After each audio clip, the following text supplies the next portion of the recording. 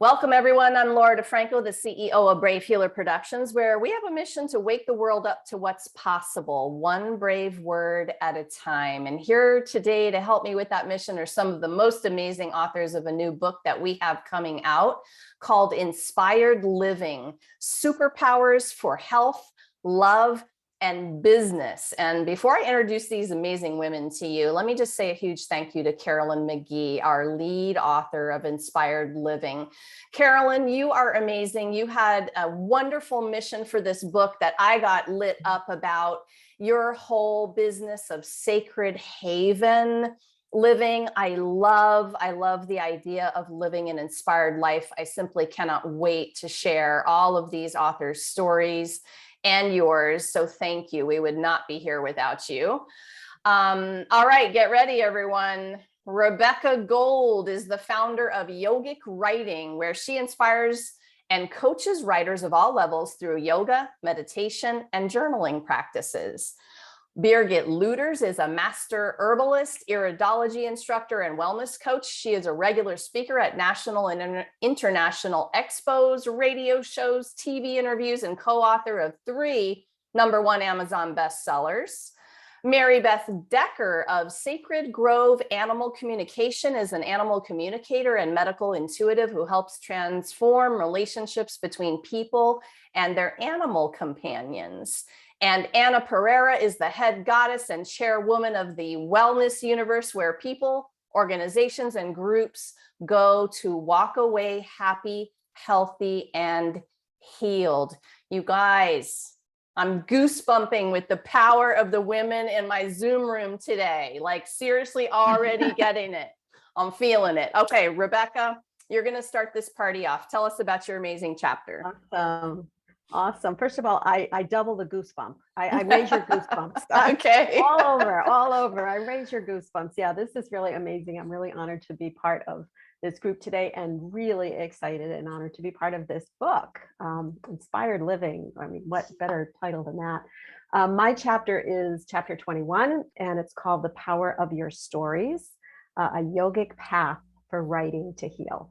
And this really is my work in the world. My work in the world is helping people discover how healing, actually writing your life stories, can be. And it's something that I discovered kind of late in life. I'm a little bit of a late bloomer.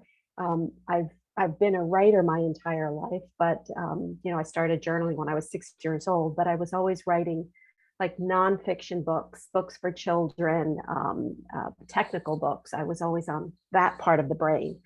And it was only until I really went through a pretty major depression in my early 40s that I realized that I started to use writing in a different way. And when I started to write my stories, I was blocked and I had all this resistance. I'm like, why can't I write anymore? And as I said, I'm a late bloomer, and that's when yoga came into my life, yoga and meditation and those practices. And I dove right in because I was kind of at my last wits. And the more I learned and the more I practiced yoga, meditation, mudras, mantras, all that wonderful world, my writing just started to expand and my stories came out. A lot of traumatic stories from my past. And I was like, oh my God, what is happening here? So it was really exciting for me to realize that my stories were not just in my mind, they were in my body, they were in my breath, they were my, intuition. And so that's what I started doing. And I was able to, as I say, find a path from my mat to my memoir. And then I was like, I got to show this to the world. I got to teach people how to do this. It helped me.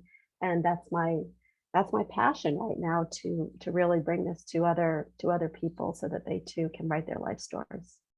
Well, you probably already know I'm in love with your topic, right? I hope you know that. I would think writers. Yes, I can't help myself, but specifically the body part. And in my myofascial release world, we learned about the energy of our life stories on the spectrum of trauma, whatever they were, but the energy can be stuck in the fascia, in the tissue of the body. So this practice you're talking about is really a profound one in terms of connecting with the body and moving the body in a way that those energy blocks, they call them, are released. But then to integrate with writing, dude, you got me. Like, right. It's the best. What else do you want to say about that? It's amazing. And just going back to what you mentioned about fascia, I'm a yin yoga teacher. So my part of the yoga that I really get into is that yin yoga, where you stay in this pose and it's kind of uncomfortable. The same way that when you're writing and you're like, oh, I don't want to write this. This is uncomfortable. But we learn through the yin yoga practice that getting through the comfort brings the release, just like you said. And in the writing, the same thing. You stick with it, you stay with it, you breathe through it, you move through it, and then you get the release, and your stories just start to, hey, look at that, it's there. So it's exciting. I kind of often wondered why yoga instructors don't have everybody put a little notebook and pen right next to their mat. Like I'm waiting for those classes, right? Where like it's all happening in the hour of the class. Those are my classes. Those are the classes that I do. Yeah. It should be. That's awesome. Thank you, Rebecca. We're going to hear more from Rebecca in a couple of minutes, you guys, on some other amazing topics. Birgit, you are next up. Tell us about your amazing chapter. Okay, so my chapter actually is 22, and I was like surprised today because today is June 22nd. 2022, right? I mean, think about 22. I'm a big believer in numerology. So when I was seeing that my chapter was 22, I was very excited about that. But my chapter is called Reboot, Restore, and Heal Your Body. And the reason why I actually tapped into this kind of topic is because when Carolyn called me about being part of this book, it is about health, life, and business. And I'm like, you know what? I'm going to go and talk about health because for the last 3 years, health with COVID has become a priority in everybody's mind.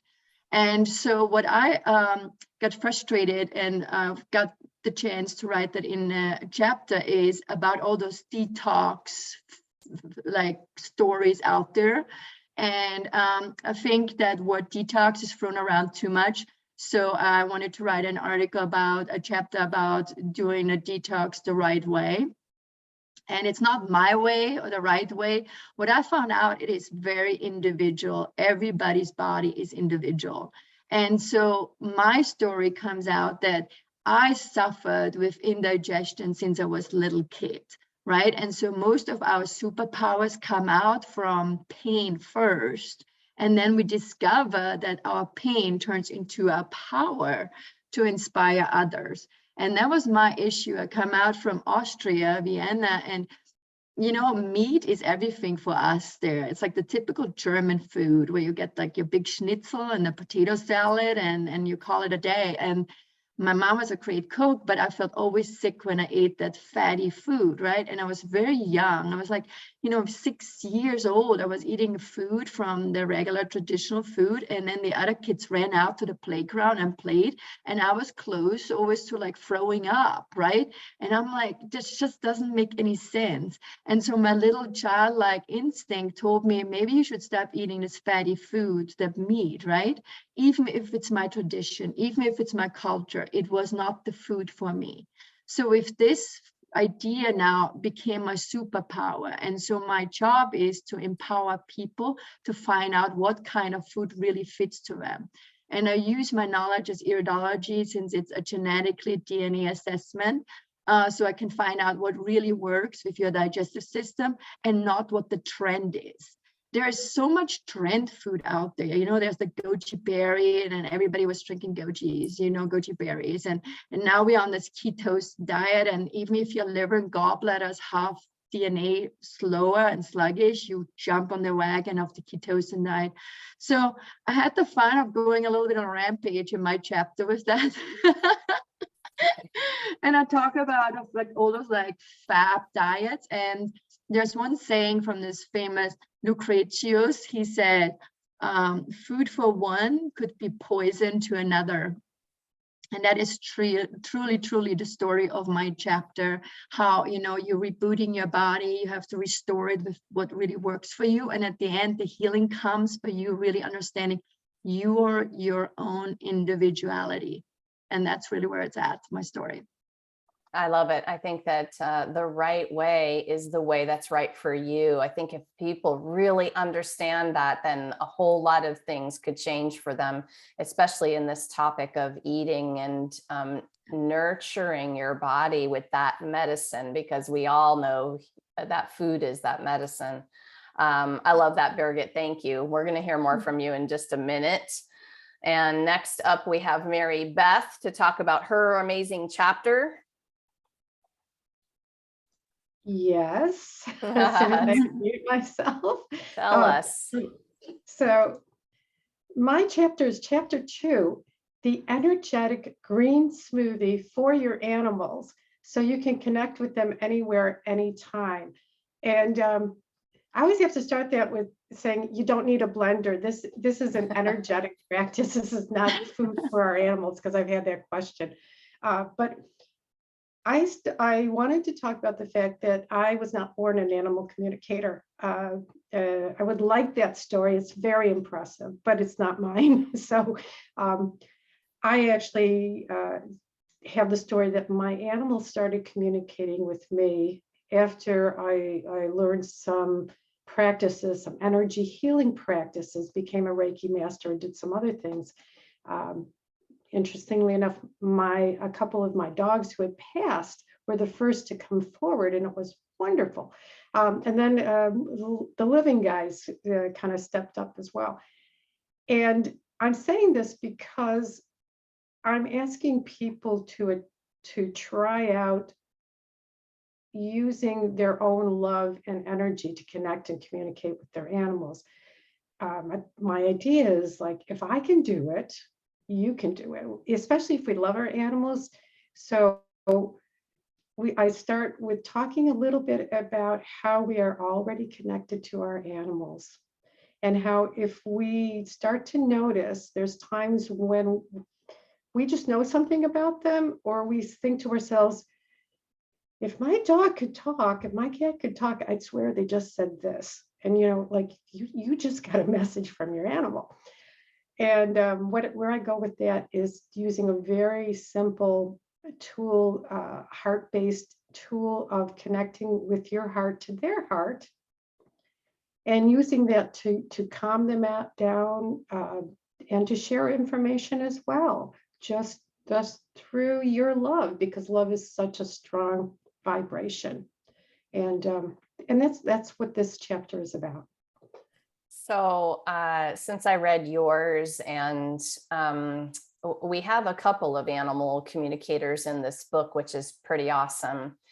But after I read that, I have an old girl. She's on her last part of her journey, and that's obvious to me. But what you just said, I just kind of want to repeat it for everybody. You're having a message in your mind that something is happening there. Just trust it.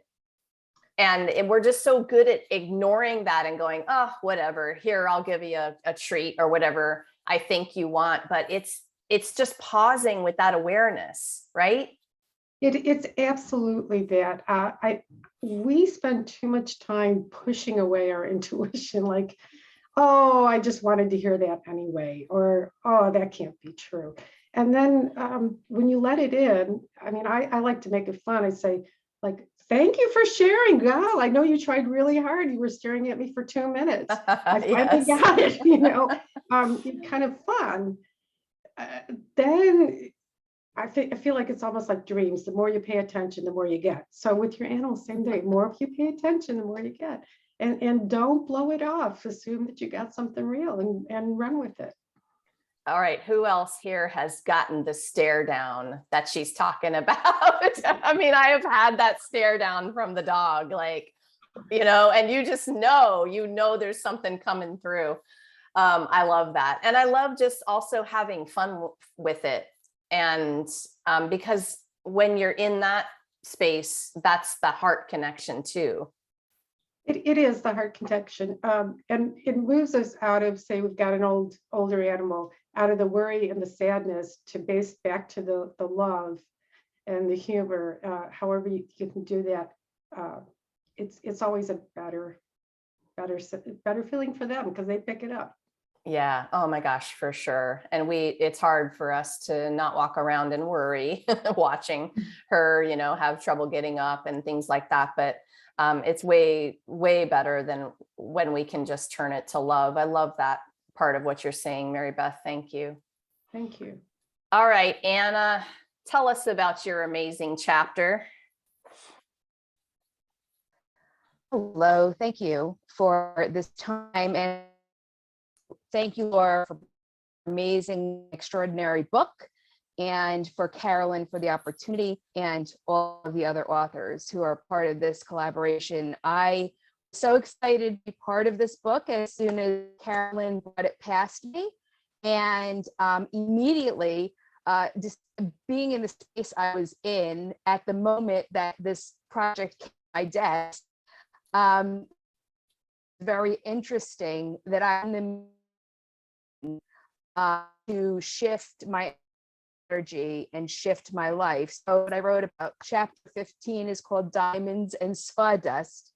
And it's the subtitle is Creative Expression for Joy Manifesting. Okay, sorry, you guys. Anna was having a little bit of trouble with her internet, and always when we're in a group with these interviews, we are all over the world, y'all. And it's been so exciting to have author groups from everywhere. And just the idea that we are making the world smaller. And while we're waiting for Anna to come back and talk about her chapter, let me just say thank you to all of you, seriously, like not just for saying yes to the project, but for taking up the challenge to offer the gift of your story, because those stories are healing moments for our readers.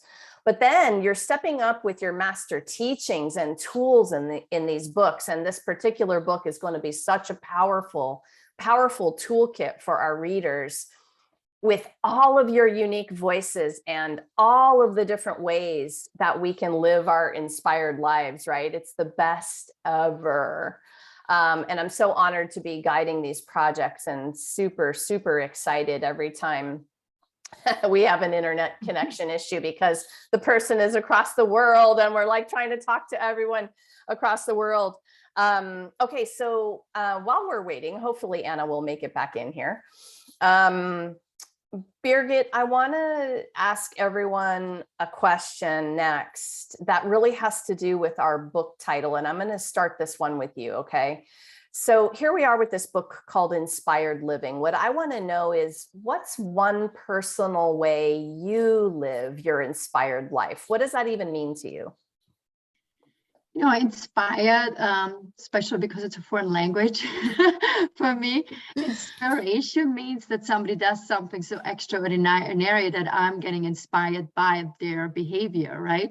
So for me, in this case, when I was thinking about it, what is really inspiring in my life? It's the moment I was a mother, I really stepped it up, because I felt like I have now 2 children watch me, right? And I better get my act together and be an inspiration for them, right? And so since I am already in several books now, the proudest thing for me as an inspiration in my field is coming out and being part of books and writing and getting over my fears. So now my daughter is 20 and she just kind of published a magazine in Syracuse in university about the power of speaking about sexuality for young girls. And I was just like, I'm now inspired from her, you know what I mean? Because I think she was inspired from me, talking about individuality, about food and personality and be yourself. That I think this is what is inspired living for me. And I hope that I inspired her to just follow along who you really are. And that's why the struggles that we sometimes have as in childhood or in some sort of, like you said, Rebecca, in your 40th, you had a little bit of a crisis. That became your inspiration to now inspire others, because you figured out what to find, how to get out of it. And that's for me the answer for that: inspiration, inspired. I love that answer. It makes me think of my kiddos too, and just everything we do to model the life for the people who are in our inner circle, right? I love that. Okay, we're going to try to bring Anna back in here, at least her voice. Let's see what happens. Anna, let's unmute you and see if we can get your story back. Technology, lovely when it works. Okay, I'm still choppy, so we'll just give it one more shot. Okay, it's sounding pretty good right this moment. So you were telling us about this, you were in the middle of the shift you were making in your business, and I cannot wait to hear the rest. Yes. So I was at this incredible, like, kind of like, where do I go from here? And I knew that I had to really take it back if I really am a believer in well-being and self-care, which of course, Laura, we did the 4 books on self-care. Birgit was part of it. It really, for I got to get back to the roots and the essence of what makes me feel good in order for manifesting and the joy to take place in my life. So, of course, that always comes back to being creative, for me at least. So I started building these boxes for storage and redecorating my office space in Portugal, because I live between Portugal and New Jersey, and also clearing that space, creating that inviting room, because it was sort of like the extra room in the house. So, removing all the stuff that wasn't mine, that didn't belong to me, and also really creating it to be visually appealing and the ambiance and environment of what I wanted. And I'm a big customizer, so to speak. I have to make everything my own. Like, I can't just take something and it just be what I got into something to it, typically. And creating these boxes really opened up a new portal. It helped me to really get out of my head, drop into my heart space, drop into my essence and my spirit and my soul. And that, I really truly believe, is where we need to be to make the best decisions and also open up the portal to manifesting and, of course, joy. So after just making that decision, the universe said, okay, girlfriend, we got you back. And things just started happening, and things started falling in my lap. Now, of course, it's not just like, I go and play the lottery and hit the Mega Millions. But I will say it's almost like it opened up like a deep highway. They opened up the road again for me. So my chapter is all about inspiring everyone to take that moment, to take that break, to do the self-care that's needed, and to stop pushing and pushing and pushing, and allow. And creative expression is one of the channels to use. And that's my chapter.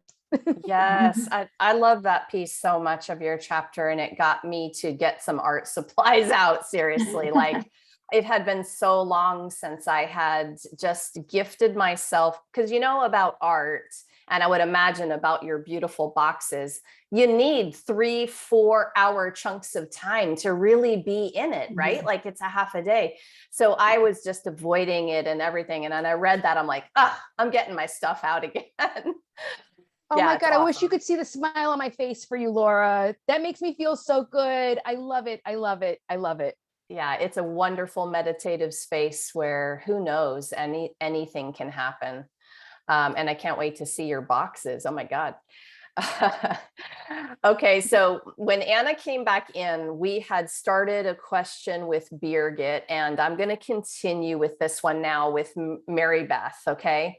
Maribeth, I wanted to know, what is one way you personally live your inspired life? What does that mean to you? Yeah, I had to think about that. So truthfully, I think nature is a non-human species of all kinds, both animal and plant. I'm looking out the window here, pardon me. Is a lot of my inspiration. I find that it's even fun to look at clouds. One of the things when I get to start driving on the Beltway around Washington, D.C., which is always a pleasure, I look up at the clouds and see how beautiful they are, and it sets me into a lovely place, no matter what the drive is going to be. Walking with my dogs, noticing the animals and plants in the neighborhood. There's a refreshment that happens from reconnecting mindfully to nature that I think was more a given back in some time when many of us weren't in cities as much, and now we have to actually make a place back for it. At least that's what I have done, if that makes sense.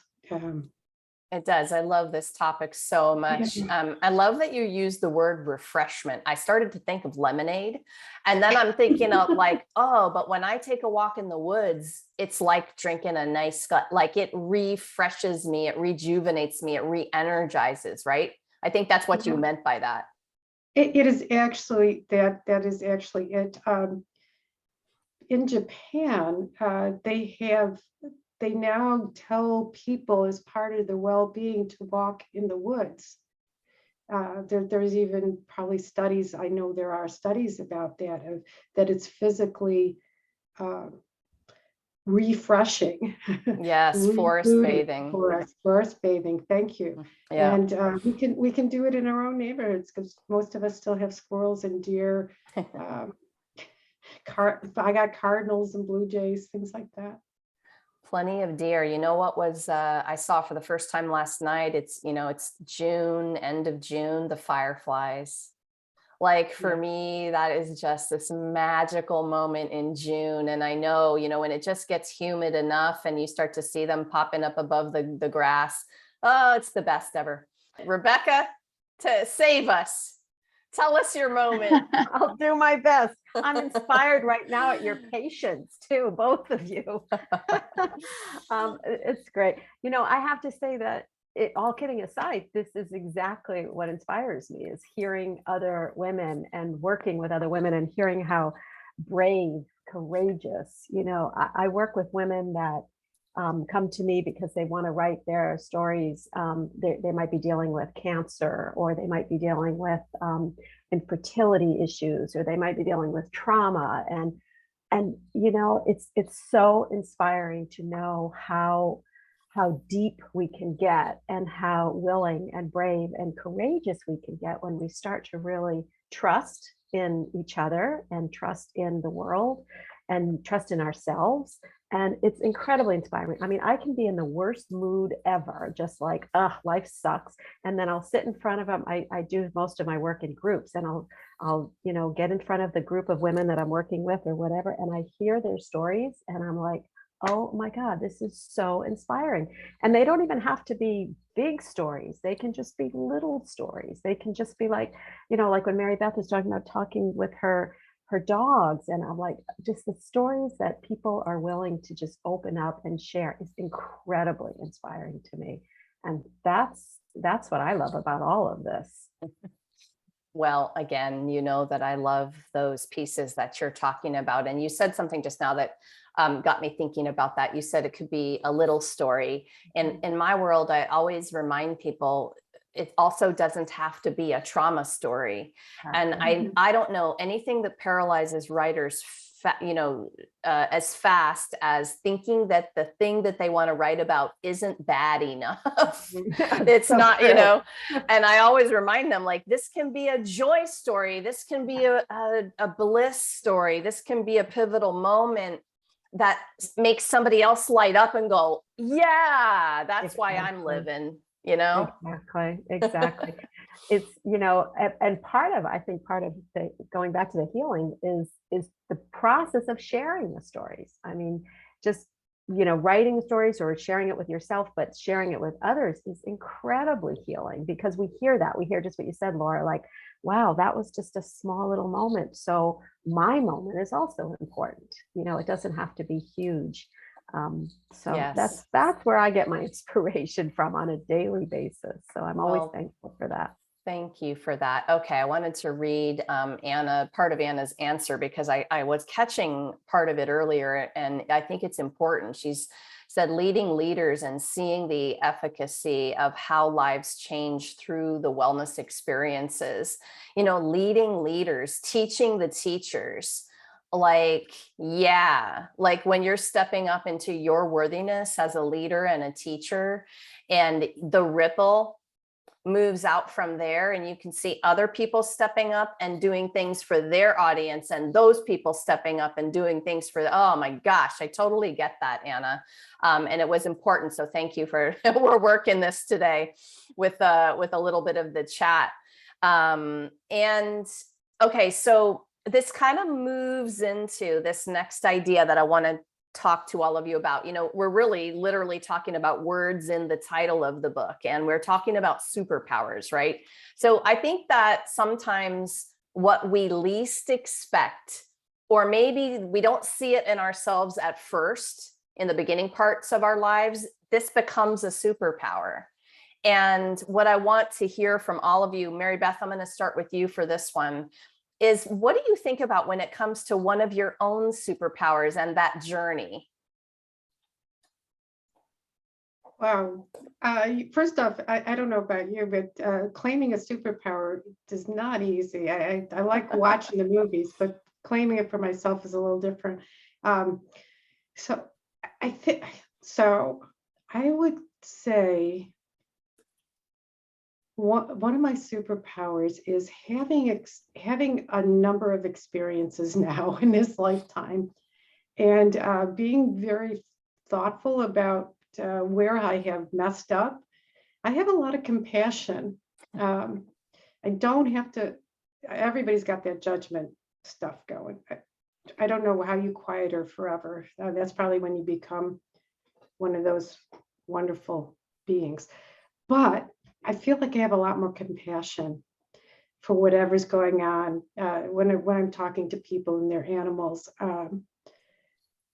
I've had so many beliefs kind of shattered by good, and I'm going to say this, I had beliefs that I thought were true, and then I get to work with somebody and I say, well, that belief was untrue. Like, for instance, something like, how would you ever rehome a dog? Or how would you ever put, let's see, I like the better term of let somebody go. And then I met people whose animals had some kind of glitch in the brain. And they, even though they were very loving, they could turn and the dogs could bite. And it would be like having turning on a violent piece, and there was no fixing. And I thought, there's a loving human being being put in the most terrible place for a dog that they don't love. They don't want to let go. So my compassion has expanded to really be able to hear the stories and be right there with people and their animals.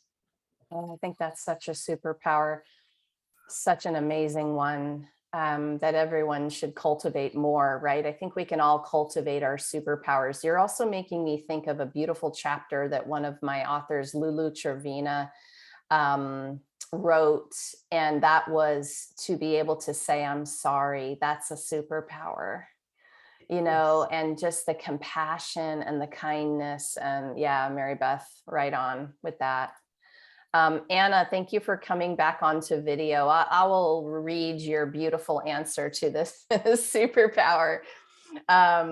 You said visionary, helping others to see the big picture and expose their magic and give them new ways to express that and touch more people, and helping organizations to grow and be more empowered, right? I mean, this is like similarly about leadership and leading leaders and building people who can go out and make that ripple bigger.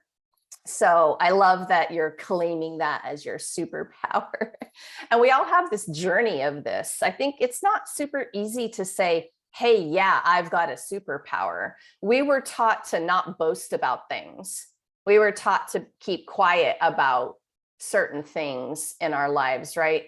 But who does that help, right? Especially when it comes to Anna's answer with her being a visionary and helping other people to see big picture and become a leader and find and use their voice in a bigger way. Oh yeah, it's time, right? I love being in these projects with all of you. We're all practicing that and stepping up, and we're shedding that those feelings of guilt or shame or whatever for really stepping into our superpowers, which is one of the things I love the most about this book. Rebecca, how about you with this one? When you start to think of one of your own personal superpowers and the journey of getting there, tell us more. Yeah, I love this question. And I love what Maribeth said about compassion and empathy and speaking up. And, you know, I was thinking about that because I think I've never really thought about this before as a superpower, but I think one of my superpowers is to say nothing, to just quiet, to just listen, to just, you know, hold space for others. And not everybody can do that. People really feel like, oh, you know, what do I have to, you know, I have to interject something, or I have to make them feel okay. And sometimes all it takes is shut your mouth, you know, just listen and just be there, just really be present and be there. And so that's something that I've really learned from working in my line of work and in my life. You know, I have 3 children, I have 5 grandchildren. There's a lot of activity, and sometimes my daughter now is pregnant with, you know, this is her 5th child, and sometimes she calls and she's all over the place, and she doesn't need answers. She doesn't need me to give her advice. She doesn't need any of that. All she needs for me to do is just be there, hold space, and listen.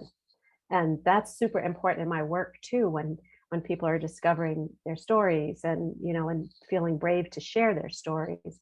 I really have to give them the space to do that. And I'm getting better and better at that. I wasn't taught to do that. I don't think any of us were taught to just shut up and listen. And it is a superpower, kind of. For sure. Oh my gosh. Active listening is such a superpower. You're making me chuckle over here because my almost 20-year-old daughter was standing in the kitchen with me just yesterday, and she started to talk about something important, and I wanted to fix it. And she interrupted me and said, "Mom, I don't need you to say anything. I only need you just listen, just to listen. That's all I need." And she was like, you know, I'm like, oops. Yeah, it's like, incredible. you're right. It's incredible. And sometimes, you know, not to get sexist or anything, but sometimes we blame men to say, just listen, you know, you don't have to solve this problem. You know, like we think it's a female male thing, but it's not. We're guilty of the same. You know, sometimes we want to just jump in instead of just holding back and holding space and being quiet. Yeah, definitely. That is a superpower. Again, to be cultivated for a lifetime, I believe on that one. Absolutely. Birgit, how about you? What's one of the things you think about in terms of your journey to claiming your superpower? You know, superpower is like kind of like I visualize I should have a cape and then I should fly and be some kind of Superman or Superwoman. But I feel like what my superpower is with the individuality of my clients, that I bring out the best version of themselves. So once they go through this journey with me, which means most people end up in my, you know, practice feeling tired and being sick and tired of being tired, right? So you cannot bring out your own superpowers if you're literally physically, emotionally, and spiritually tired. You know, so I just go in and literally look at them like I'm the gardener, and I look at my plant, which is the soul or that individual person in front of me, and I start filling up with water and sunshine and go into the physical field, which is not that sexy and exciting, you know what I mean? Because I'm telling them, you have to eat this, you should stop eating that, you need more energy. And then suddenly they wake up. And once they wake up, it's amazing. That's when I'm like thinking this might be my superpower, to brag about it, because they grow up. Like it's suddenly the flowers open up and the plant goes green and shiny, and then suddenly you have all those ideas, and they step into their mission, why they're supposed to be here in this lifetime. Like I feel like we're all here to bring something to humankind.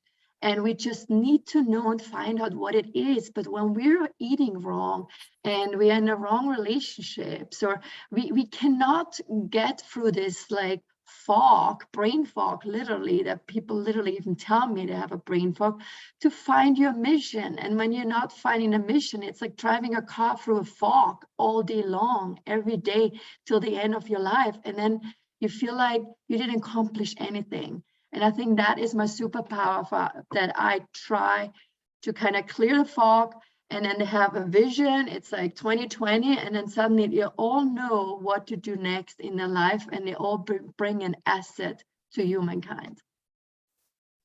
I love that so much. At one point you had said, my superpower is to brag about it. I love that. Oh my gosh, that made me laugh. Yes. Yes, with an exclamation point. Oh my gosh.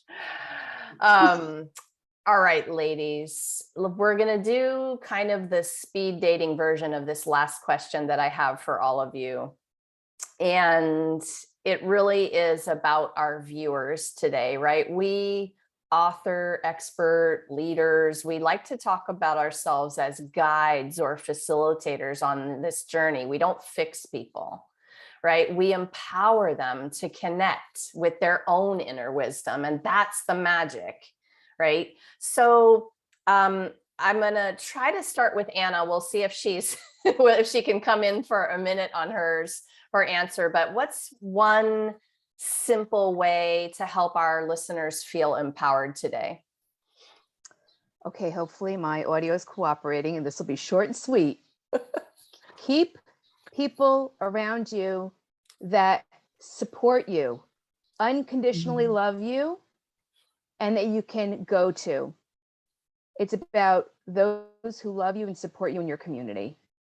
That's my answer. I love it. And we got every single word of that. And it's so, so important. Yay, I know. I'm like, oh my gosh, I'm rooting for you. That's such an important one. Inner circle, I'm going to say to all of you, is super important. And you may be living with people even that don't support your big ass dreams. And that's not going to help you. You have to really, with awareness, you get to choose. And remember to reach out, like Anna said, to those people who love and support you no matter what. And reach out when you need that energy boost. Oh my goodness. Yeah, I could talk about that one all day. Rebecca, what's your version of this? So talk to our viewers today, help them feel empowered. I love what Anna said too. That was really, I really resonated with that.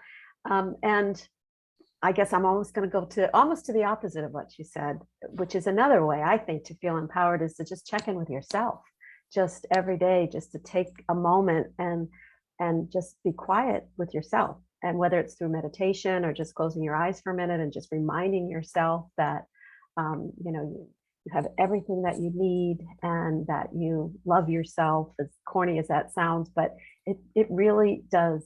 It helps, and it helps you feel empowered to just know that you're here for your reason and you have your dharma, like Bridget was talking about, but just taking that moment every day and just checking in internally. Really important. We've talked about this in multiple interviews, and there is healing within in the quietest moments, and there's healing in community when you have a witness with somebody that loves you. There's both things. So I actually love jumping to either end of the spectrum there, because we sometimes think it's one way or the other. It's all of it. Really important. Birgit, what would you add? I think embrace your weaknesses, because most likely those will be your superpowers. And that's truly what I think, because my weakness was like the eating, and it became now, my profession. My weakness was that I thought I'm not a writer.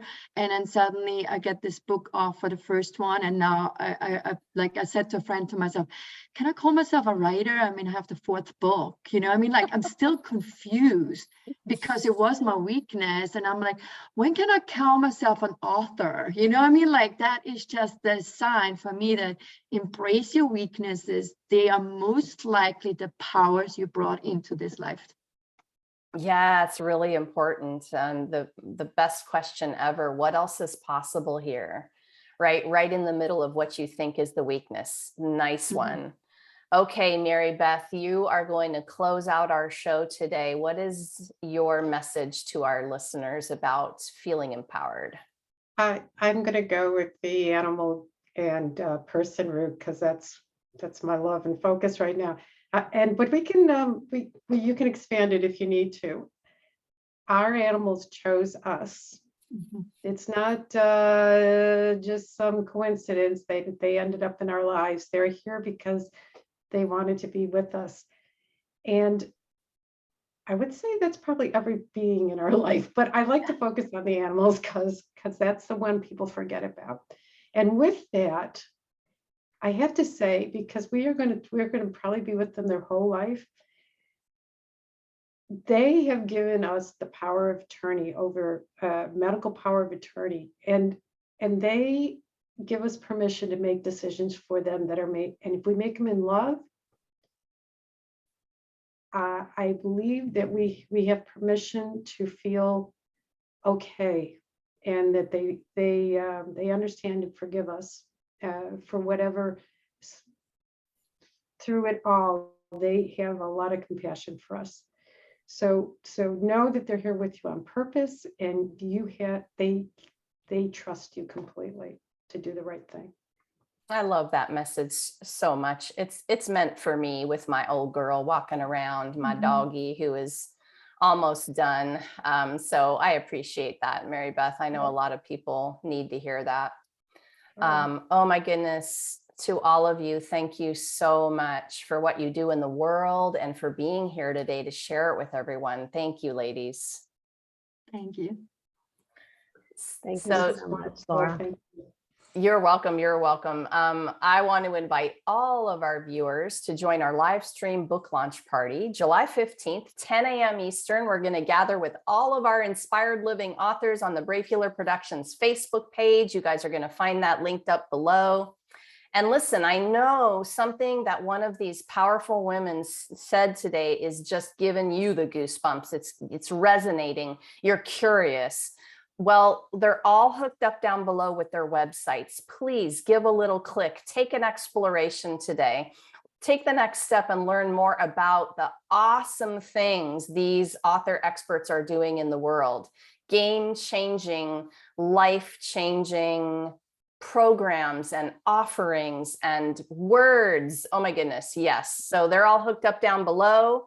Take a scroll. And if you happen to be listening to this after July 15th, well, that means this book is ready on Amazon. So you should hop over there and grab your copy. Lastly, today, everyone, remember, your words change the world when you're brave enough to share them. So it's time to be brave. See you next time, everyone. Thanks. Bye.